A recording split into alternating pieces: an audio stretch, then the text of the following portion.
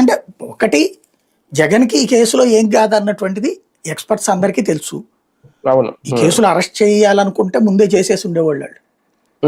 చెయ్యాలని వాళ్ళు ఏమనుకోవట్లేదు, వాళ్ళకి తెలుసు ఈ కేసులు ఎంతసేపు తెలుస్తాయి ఏంటి అనేటటువంటిది. కాకపోతే ఏంటంటే వాళ్ళు కోరుకున్నది జరిగిపోయింది.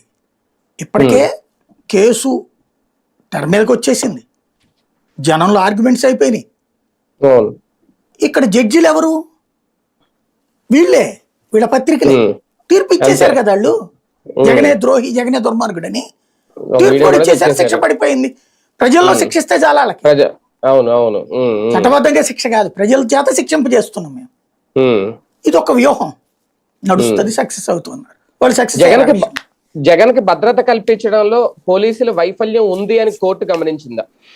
ఎక్కడ నాకేం కనిపించట్లేదు. కోర్టు మామూలుగా లేకపోతే కనుక ఇప్పుడు మొన్ననే మళ్ళీ 15 రోజులకి జూలై 15కో 20కో వాయిదా వేశారట.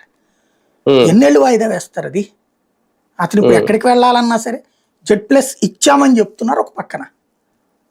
Z+ ఇచ్చుంటే ఈ ఘటనలో పైలట్ ఏమయ్యండి, అందులో ఉన్నటువంటి రోప్ పార్టీ ఏది, వాళ్ళందరినీ పిలువు నువ్వు విచారణ, ఏం జరిగిందని చెప్పండి. ఉండాలి కదా వాళ్ళందరి సమక్షంలో. వాళ్ళందరి సమక్షంలో ఉంటే రోప్ పార్టీ కదా బయటికి లాగాల్సింది. అప్పుడు రోప్ పార్టీ అందరి మీద యాక్షన్ తీసుకోవాలి కదా. ఏరే అది ఎవరు అడుగుతున్నారు, ఎవరు ఆర్గ్యుమెంట్